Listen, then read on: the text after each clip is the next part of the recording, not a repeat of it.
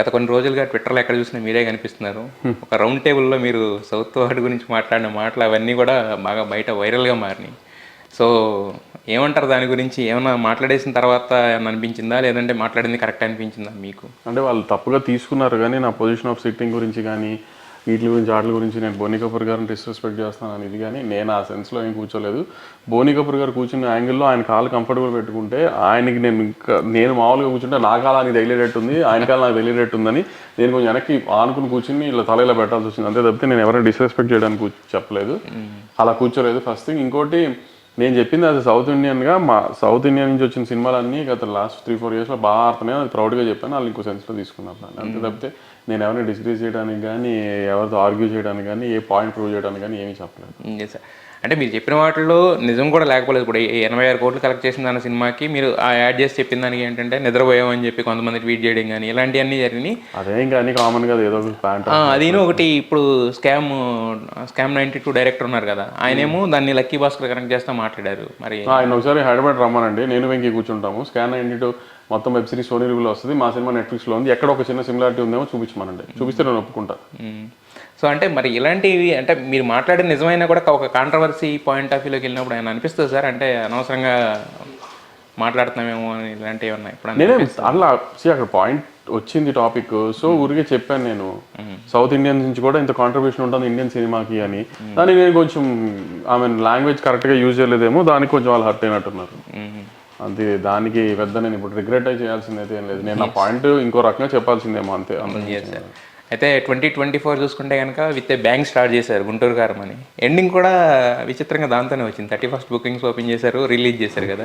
So ఏంటి sir, అంటే opening okay కానీ మళ్ళీ అంటే ఇంత త్వరగా రిలీజ్ అయిన సినిమా గుంటూరు కారం ఒకటేనేమో. అవును, అంటే మొన్న రిలీజ్ అయిన తర్వాత నాకు అనిపించింది, ఊనే మామూలుగా మీరు అడిగారు కాబట్టి చెప్తున్నా, రిలీజ్ అయిన దానికంటే రిలీజ్ అయినప్పుడు ఫ్యాన్స్ వచ్చిన పాటలకు కానీ, సో దాన్ని గొప్పతనం ఆ రోజు కంటే ఈ రోజు ఇంకెక్కువ తెలిసినట్టుంది. అంటే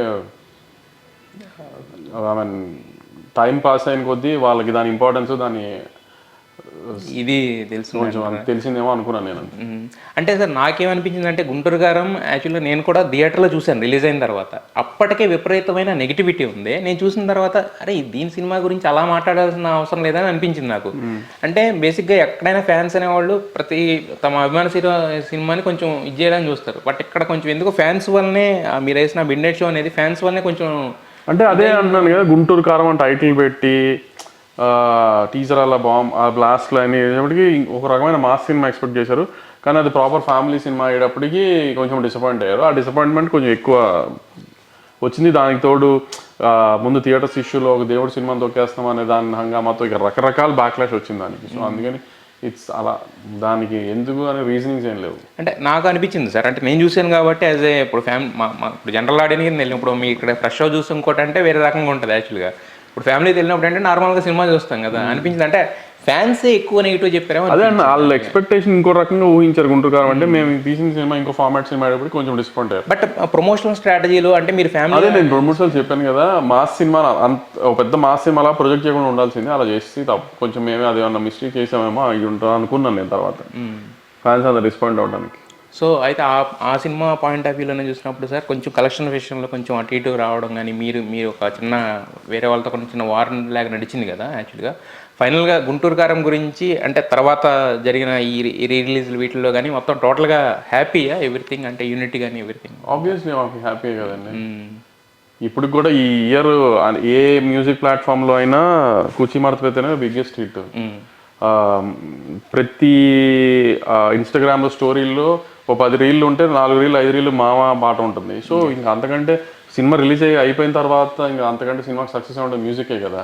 ప్లస్ ఆ ఇంటర్వెల్లో డైలాగులు, మహేష్ గారి పెయిన్ డైలాగులు, ఇవన్నీ ఫన్ డైలాగులు, ఊరోషి ఈశ్వరీరావు గారి డైలాగులు, ఇవన్నీ ఇన్స్టాగ్రామ్ రీల్స్ చూస్తూనే ఉన్నాం. అంటే సినిమాని రిలీజ్ చేస్తున్నారు కదా. ఆ రిలీజ్ టైంలో అంటారు డిస్ట్రిబ్యూటర్లు అందరూ బయటపడ్డారు. ఒక నైజాంలో ఓవర్సీస్లో కొంచెం చిన్న డ్యామేజ్ జరిగింది, అవన్నీ కామనే కదా.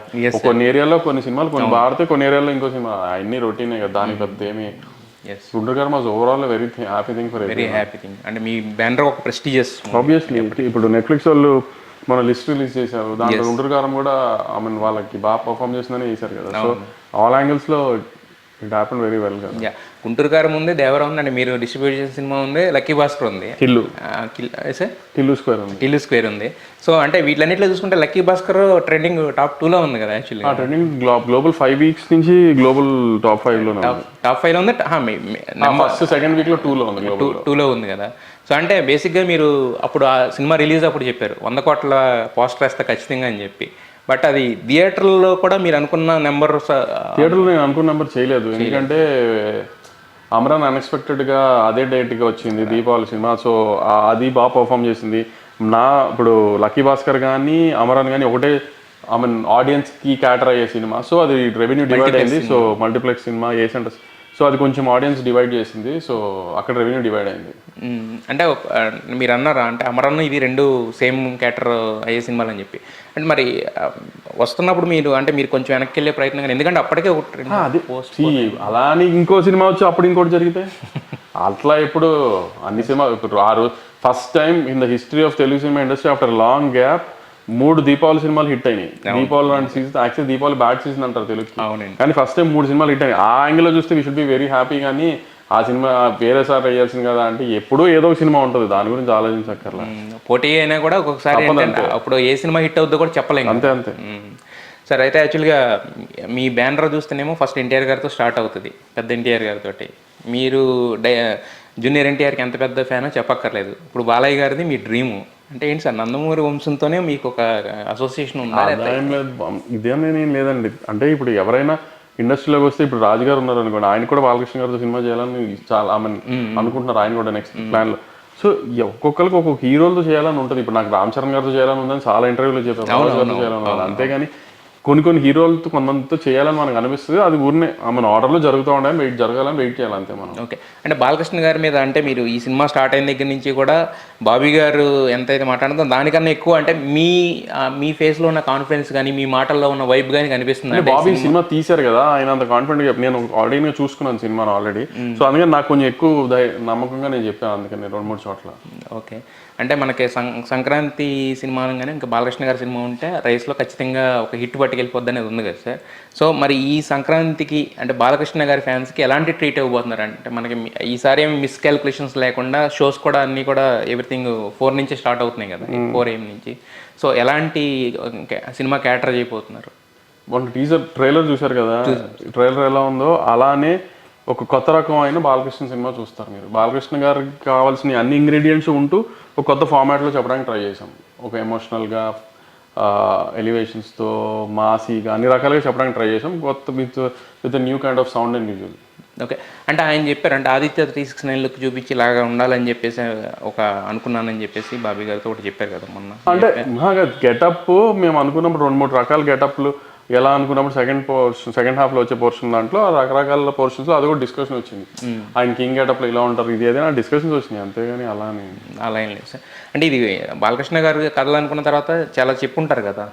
సో ఇది ఇప్పుడు అదే నేను ముందు కూడా ఒక ఇంటర్వ్యూలో చెప్పాను, బాలకృష్ణ గారు ఈ కేస్ కమర్షియల్ మాస్ హీరో లేరు వచ్చేప్పటికి కథ కంటే placement of elevations interval bang ఎలా ఉంది, సెకండ్ హాఫ్ స్టార్ట్ అయిన తర్వాత మధ్యలో ఒక హై మాస్ ఎలివేషన్ హై వచ్చిందా, క్లైమాక్స్ ఎలా ఎండ్ చేసాము, టేక్ ఆఫ్ ఎలా అయింది, ఇంట్రడక్షన్ ఎలా అయింది, మాస్ పాట పడిందా, ఈ యొక్క క్యాలిక్యులేటెడ్గా ఉంటాయి కొన్ని ఈ సినిమాలకి. సో ఆ క్యాలిక్యులేషన్స్ అన్నీ రీచ్ అవుతూ ఒక రెగ్యులర్ బాలకృష్ణ గారి సినిమాలో ఉండే ఎలిమెంట్స్ని ఇంకో రకంగా చూపించడానికి ట్రై చేసాం స్టైలిష్గా.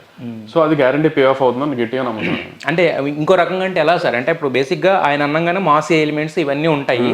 అంటే ఆయన ఇంతకుముందు చేసిన సినిమాలన్నీ ఒక లెక్క, ఎప్పుడైతే ఆయన తేజస్విని గారు వచ్చారు అప్పటి నుంచి చేస్తున్న సినిమాలన్నీ కూడా కొంచెం స్టైలిష్గా వేరే విధంగా ఉంటాయి. అంటే సింపుల్గా ఇప్పుడు నేను పుడింగిని అని నేను చెప్పుకుంటాం కంటే మీరు చెప్తే బాగుంటుంది కదా, ఆ స్పేస్లో ఉంటుంది. సార్ని ఎలివేట్ చుట్టుపక్కల సిచ్యువేషన్స్ ఎక్కువ ఎలివేట్ చేస్తాయి హీరోయిజంని. సో అవన్నీ బాగా వచ్చినాయి, చాలా తమన్ దానికి స్కోర్తో ఇంకా బాగా ఎలివేట్ చేశాడు, అవన్నీ బాగా వచ్చినాయి. ఓకే సార్, అంటే ఇప్పుడు అన్స్టాపబుల్ తర్వాత ఏంటంటే బాలకృష్ణ గారిని చూసే యాంగిల్ కూడా మారిపోయింది. అంటే ఆయన ఏదైనా ఫన్ చెప్పినా కూడా అది జనాలు ఎంజాయ్ చేస్తున్నారు. ఇప్పుడు ఈ ట్రైలర్లోనే లాస్ట్లో ఒక డైలాగ్ ఉంది, ఎవర్రా నువ్వు అంటే మైకేల్ జాక్సన్ అంటారు. సో ఈ కైండ్ అలానే ఉంటుంది ఏదన్నా సార్ ఈ సినిమాలో అలానే ఉంటాయి, పంచులు కానీ డైలాగులు కానీ ఒక అలా. ఇప్పుడు సార్ రిటార్డ్ డైలాగ్స్ ఉంటాయి, ఆయన ఏదంటే అలాంటి బ్లాకులు ఉన్నాయి, అన్నీ అంటే ఒక బ్యాలెన్స్డ్ మేనర్లో ఉంటాయి. అంటే ఇప్పుడు మీకు ఎలా ఉంటుందంటే సింహాలో డాక్టర్ గెటప్ మాట్లాడతారు చూసారా, అవునండి. ఆ టోన్లో ఉంటుంది cinema. Okay okay. Sir voice modulation ఆ టోన్లో ఉంటుంది. అయితే మీరు చెప్తూ అన్నారు అంటే సమరసింహారెడ్డి లాంటి ఇంకొక మళ్ళీ తీసుకొస్తాం ఒక బ్లాక్ అని చెప్పేసి, ఆ బ్లాక్ మీద మీరు అంత ఎక్స్పెక్టేషన్స్ పెట్టి ఎంతసేపు ఉంటుంది, ఎలాంటి ఇది ఎక్స్పెక్ట్ చేస్తారు అక్కడ? అంటే సమరసింహారెడ్డిలో ఆ బ్లాక్ ఎప్పుడు వస్తుందంటే హీరో గారు లేనప్పుడు ఫ్యామిలీ మీద దీని మీద అటాక్ చేస్తే నాకు ఎగ్జాక్ట్ డీటెయిల్ గుర్తులేదు కానీ మేము అక్కడి నుంచి ఆయన కోపంలో వెళ్ళి అక్కడ వేరే వాళ్ళందరూ నరికేస్తే వస్తుంది ఆ బ్లాక్. అలాంటి ఒక సిచ్యువేషన్ ఉంటుంది ఇక్కడ కూడా. ఆ సిచ్యువేషన్లో ఆ ఎమోషన్లో వెళ్ళి ఆ మెసక్యార్ చేసి ఒక ఎమోషనల్ సీన్ ఉంటుంది. ఎమోషనల్ కూడా చాలా బాగా చేస్తారు సార్, ఆయన పెయిన్ ఎక్స్ప్రెస్ చేస్తూ ఎన్ని ఆ బ్లాక్ అలా కుదిరింది అని సిమిలర్ గా జస్ట్ ఈ సీన్ పెట్టి ఏం చెప్పలేను కదా నేను, విజువల్ ఫోటోలు వేసి కదా, అందుకని అది పెట్టి నా రిఫరెన్స్ గా చెప్పాను అంతే. ఎస్.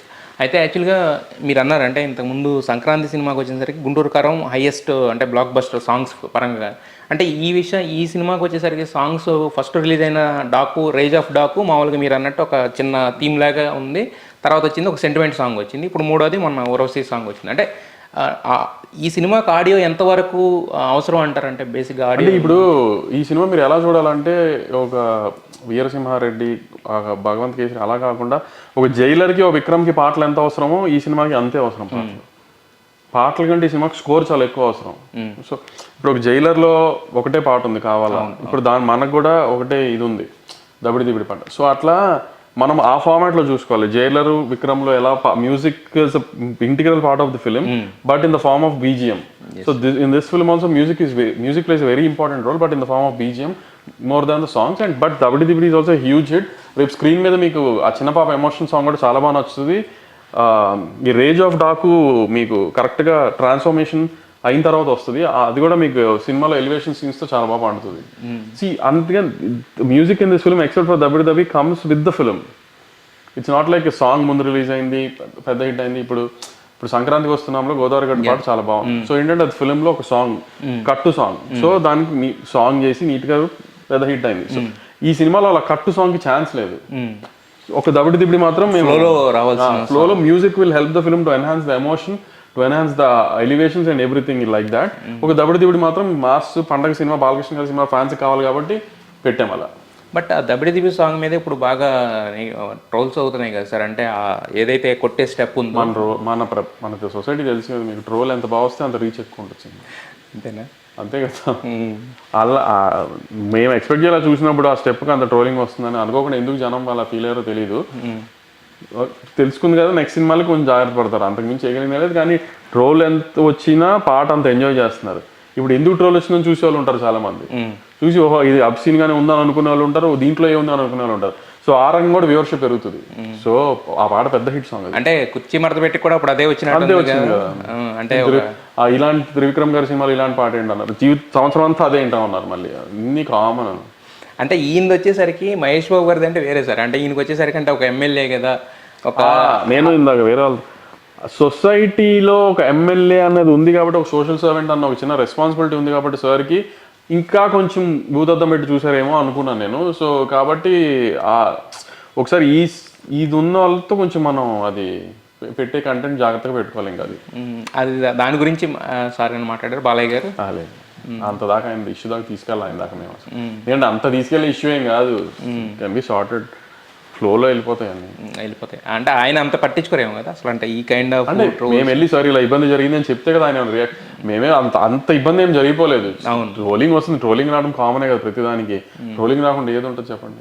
సో అయితే ఇదే ఆస్పెక్ట్లో ఇంకోటి కూడా వస్తుంది సార్, అంటే ఇప్పుడు మన పుష్ప టైంలో ఇప్పుడు పవన్ కళ్యాణ్ గారు ఇప్పుడు ఎర్రచందనం అమ్మే వాళ్ళు హీరోలు అయిపోయారని, తర్వాత రాజేంద్ర ప్రసాద్ గారు మాట్లాడి వీళ్ళందరూ మాట్లాడితే పొద్దున్న రాజు గారు కూడా అన్నారు విలన్ వర్సెస్ విలన్ సినిమాలు వస్తున్నాయి ఇప్పుడు ఎక్కువ అని చెప్పేసి.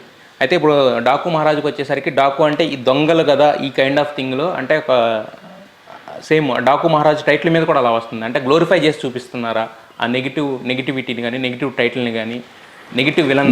సినిమాలో ఒక డైలాగ్ ఉంటుంది ట్రాన్స్ఫర్మేషన్లో, కొన్నిసార్లు కొన్ని ప్రాంతాల్లో కొన్నిసార్లు గన్ను పట్టుకుంటే కానీ న్యాయం జరగదని. అది ఇప్పుడు రామాయణంలో కూడా ఉంది కదా. త్రివిక్రమ్ గారు ఒక అద్భుతమైన డైలాగ్ రాశారు జై చిరంజీవిలో. రాముడు బాణం వేసింది చాటి నుంచి తప్పక ఆమె కుదరక ఆ డైలాగ్ ఉంది చూసారు జయచంద్ర, మీకు నాకు ఎగ్జాక్ట్ డైలాగ్ అవుతుంది చాలా మంది అలా కొన్ని సార్లు గన్ను పట్టుకుంటే తప్పితే జరగని పనులు ఉంటాయి. ఇప్పుడు రాబిన్ హుడ్ క్యారెక్టర్ ఉంది, రాబిన్ హుడ్ దొంగ ఎందుకు అయ్యాడు, అతను సంపాదించి ఇవ్వచ్చు కదా పూర్కి, అలా అని ఎందుకు అయ్యాడు, దొంగ ఎందుకు అయ్యాడు. సో కొన్నిసార్లు నెగిటివ్గా వెళ్తేనే చాలా మందికి పాజిటివ్ జరుగుతుంది అనుకున్నప్పుడు తప్పదు అన్నప్పుడు మారుతారు కదా. హీరోయిజం అదే కదా. ఇప్పుడు మనం ప్రపంచంలో చేయలేనే కదా సినిమాలో చేయాలి, అవుట్ ఆఫ్ దిస్ కొంచెం వెళ్ళేది. సో అలా ఓవర్ ద ఇది ఉంటుంది, అది ట్రాన్స్ఫర్మేషన్ మీకు అది అర్థమవుతుంది ఎందుకు పెట్టామనేది. అందుకే డాకు అనేది నెగిటివ్ వర్డ్ అని మీరు అంటున్నారు కదా, పక్కన మహారాజా అనేది పాజిటివ్ వర్డ్ కదా, ఆ రెండు ఎందుకు కలిపామనేది మీకు సినిమా అదే అర్థమవుతుంది. బట్ వాళ్ళు జనాలు ఎలా చూస్తున్నారంటే డాకు మహారాజా అంటే ఈ నెగిటివ్ వర్డ్ని బాగా గ్లోరిఫై చేస్తున్నారన్న థాట్లో బయట జనాలు. అవును, ఇప్పుడు కొంతమందికి నెగిటివ్ చేసి ఇప్పుడు 10 మందికి నెగిటివ్ చేసి ఆ నెగిటివ్ 100 మందికి పాజిటివ్ అవుతుంది అనుకోండి, గ్లోరిఫై చేస్తే తప్పే ఉంది ఆ సెన్స్లో అనుకోండి. పోనీ ఇప్పుడు ఒక 10 మందికి అన్యాయం చేసి అదే దాని వలన ఒక 100 మందో 1000 మందో బాగుపడుతున్నారంటే దాన్ని గ్లోరిఫై చేస్తే తప్పే ఉంది. రాబిన్ హుడ్ చేసింది అదే కదా. సో ఆ సెన్స్లో అయితే మొన్న లేటెస్ట్గా పుష్ప ఇన్సిడెంట్ జరిగింది. అయితే ఇప్పుడు బాలకృష్ణ గారికి ఏంటంటే బ్రహ్మరాంబ మల్లికార్జునరావు ఫస్ట్ ఎప్పుడు పడినా చూడడం అనేది ఆయనకు అలవాటు కదా. మరి ఇప్పుడున్న ఈ సిచ్యువేషన్లో కుదురుద్ది అంటారా? ఎలాంటి జాగ్రత్తలు తీసుకోబోతున్నారు ఆ రోజు? ఏమో సార్, ఇంకా సార్ వెళ్దామని అయితే మేము అంత డిస్కషన్ పెట్టలేదు, సార్ పెట్టలేదు, అడగలేదు మేము కూడా. అలాంటిది ఏమైనా వస్తే అప్పుడు మనం గవర్నమెంట్ని కన్సల్ట్ చేసి అన్ని ప్రొటెక్షన్స్ అన్నీ తీసుకుని గవర్నమెంట్ నిజంగానే అప్రూవల్ ఇచ్చి వెళ్ళండి పర్లేదంటే దాని 1,00,000 రకాలుగా జాగ్రత్తలు తీసుకుని వెళ్తాము. లేదు గవర్నమెంట్ ఇలాంటివి వదిలేండి అంటే ఆమె గవర్నమెంట్ డెసిషన్ అవాయిడ్ చేస్తూనే ఉంటాము. బట్ అంటే ఆయనకి సెంటిమెంట్స్ అనేవి కొంచెం ఇండస్ట్రీలో బలంగా ఉంటాయి కదా సార్. అక్కడ సినిమా పడుతుంది సెంటిమెంట్, ఆయన వెళ్ళి చూడాలని లేదు కదా, అక్కడ సినిమా పడుతుంది సెంటిమెంట్ ఆయనకి, అది అంతే తప్పితే దాని వరకు. అయితే యాక్చువల్గా అంటే బాలకృష్ణ గారిని ఒప్పించడానికంటే ఆయన కథ బాగుంటే ఇంకా మీరు డైరెక్టర్కి ఎంత సరెండర్ అయిపోతారో అంతా మీరు చూసుంటారు. అంటే ఇంతకుముందు వినుంటారు, ఇప్పుడు చూసుంటారు కదా. సో మరి ఎన్ని కథలు చెప్పారు సరే ఆయనకు ఒప్పుకోవడానికి? ఇది అంటే మూడో కథ. అంటే ఇంతకు ముందు 2 కథలు మళ్ళీ అంటే వేరే హీరోలతో అనుకుంటున్నారా లేదంటే? నేను కాదు, బాబీ చెప్పారు. అది ఇంకా బాబీ ఆ కథలు ఏం చేస్తారు బాబీని అడగాలి, నాకు సంబంధం లేదు. అయితే ఇక్కడ చిన్న ఈ విషయం ఏంటంటే బాబీ గారితో ఇది ఫస్ట్ ఎప్పుడైతే వాల్టర్ వేరే హిట్ కొట్టారో మైత్రిలోనే వాళ్ళకే కమిట్ అయ్యి ఇంకో సినిమా చేయాల్సి ఉంది, బట్ సితారాకి ఎందుకు వచ్చాడు అనేది ఒక చిన్న ఇది నడిచింది బాబీ గారి మీద. అదేంటి సార్, అదేమన్నా ఉందా? అలా కాదు కదా, డైరెక్ట్ బాబీ గారి కమిట్మెంట్ మైత్రితో ఉంది. ఒక 4 years బ్యాక్ 5 years బ్యాక్ బాబీని ఒక బర్త్డే రోజు కలిసి, బాబీ ఎప్పుడు చేసినా నాకు సినిమా బాలకృష్ణ గారితో చేసి పెట్టండి అని అడిగా బాబీని నేను. సో వాల్తేరు వేరే రిలీజ్ అయిపోయిన తర్వాత నేను బాబీ మాట్లాడుకుంటే, వంశీ బాలకృష్ణ గారు ఇమీడియట్గా డేట్లు ఇస్తే మనమే చేసేద్దాం, ఇంకే హీరో అయినా నేను మైత్రికి చేసి వస్తాను. ఓకే బాబీ అన్నాను. అప్పుడు బాలకృష్ణ గారిని అప్రోచ్ అయ్యి బాలకృష్ణ గారు ఇమీడియట్గా భగవద్గీత ఏదో చేసేసుకోమని అన్నారు. అది అలా సెట్ అయిపోయింది అంతే తప్పితే దానికి ఇంత పెద్ద క్యాల్కులేషన్స్ ఏం లేవు. అంటే బయట వచ్చిన టాక్ గురించి చెప్పాను, జరిగిన సినారియో ఇదే. మరి వాళ్ళ దగ్గర నుంచి ఏం రాలేదు, వాళ్ళు కూడా కొంచెం ఏదో ఫీల్ అయ్యారు అన్నట్టు ఒక అదే చెప్పాను కదండి. ఇంకే హీరోతో అయినా మైత్రికి చేస్తాను వంశీ, బాలకృష్ణ గారిది మాత్రం మీరే ఫస్ట్ అడిగారు నన్ను, కాబట్టి నీకే చేస్తాను, నువ్వు ఎప్పుడు మీరు అనుకుంటే అప్పుడు అంటే ఇమీడియట్ అనుకోండి, ఇమీడియట్గా సెట్ అయ్యి. అదే సార్ మీరు జరిగిన సినారియో చెప్పారు, బట్ వాళ్ళు ఫీల్ అయ్యారు. నేను అడగను కదా, ఇప్పుడు నవీన్ గారు ఆయన హెడేక్ ఒక రకంగా. నవీన్ గారు ఫీల్ అయ్యారా మీరా, నేను అలా ఎలా అడుగుతాను. అదే అయితే గేమ్ చేంజర్ నుంచి మొత్తం ఇప్పుడు అంటే ప్రమోషన్ స్ట్రాటజీ మారిపోయింది సార్. అంటే అది ప్రీ రిలీజ్ ఈవెంట్ యూఎస్లో చేయడం అనేది, దానికి ఫాలోడ్ బై డాకు మహారాజ్ కూడా చేశారు. అంటే యూఎస్ మార్కెట్ ఎన్హాన్స్ చేయడం కోసమా ఏంటి ఈ ప్రమోషన్ స్ట్రాటజీ ఏంటి సార్ కొత్తగా? ఇంత అంటే ప్రమోషన్ స్ట్రాటజీ కొత్తగా దిల్ రాజు గారు ఆలోచన ఫస్ట్ ఈవెంట్ చేయడం అది. ప్లస్ అందరం ఏమనుకున్నామంటే ఇక్కడ ఆంధ్ర కానీ తెలంగాణలో కానీ ఎంత ఫ్యాన్స్ కానీ కామన్ ఆడియన్స్ జనరల్ ఆడియన్స్ కానీ ఎంత సినిమాను చూసి మనకు రెవెన్యూ ఇస్తున్నారో, గత 10 ఏళ్ళగా యూఎస్లో కూడా రెవెన్యూ పెరుగుతూ వచ్చింది, లాస్ట్ 2-3 years నుంచి ఇంకా పెరిగింది. సో వాళ్ళు మనల్ని అంత ఆదరించి ప్రీమియర్స్ కానీ ఇంత ఏదైనా చేసినప్పుడు వాళ్ళకు కూడా ఏదైనా గివ్ బ్యాక్ ఉండాలి, కాబట్టి ఇంకా స్లోగా అట్లా స్టార్ట్ చేయడానికి ప్లాన్ చేసి స్టార్ట్ చేశారు రాజు గారు. సో దాన్ని నేను ఫాలో చేశారు. ఇంకా అంటే నెక్స్ట్ ఇంకా ప్రీ రిలీజ్ ఈవెంట్లు అక్కడ అది ఇంకా అప్పుడు సినిమాలు హీరోలు ప్రొడ్యూసర్లు డిపార్ట్ కానీ ఇప్పుడు మేము సార్ చేశారు, ఇంకా మేము అనుకున్నాము. అంటే దిల్ రాజు గారిని ఫాలో అయ్యారా? అంతే. బట్ ఆయనే మీ గురించి గొప్పగా చెప్పారు కదా, ఒకప్పుడు నేను నాగవంశీలో చూసుకుంటున్నానని చెప్పి. ఇప్పుడు అదే కదా ఆయన మీరన్నది ఆయనే ఫాలో అవుతున్నాను. అంటే ఆయన మీ గురించి చెప్పారు. చెప్పారు హిట్స్ గురించి కాదు ఆయన చెప్పింది ఏంటంటే మిడ్ రేంజ్ కంటెంట్ ఎక్కువ నమ్ముతున్నాడు వంశీ, నాలాగా నేను అదే నమ్మేవాడిని, ఇప్పుడు వంశీ నమ్ముతున్నాడు అన్నారు. అదే ఆయన పాత్రలో వెళ్తున్నారు, ఆయన హ్యాపీ ఫీల్ అయ్యారు. అది అలానే యూఎస్ ప్రీ రిలీజ్ కూడా అలానే వెళ్ళాను అంతే.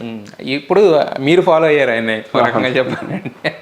సో అంటే మీకు రాజు గారికి ఏంటి సార్ అంత అంటే ఒక బేసిక్ ఏంటంటే ఒక పోటీ తత్వం అనేది ఉంటుంది మిగతా బ్యానర్స్ పోటీ అంటే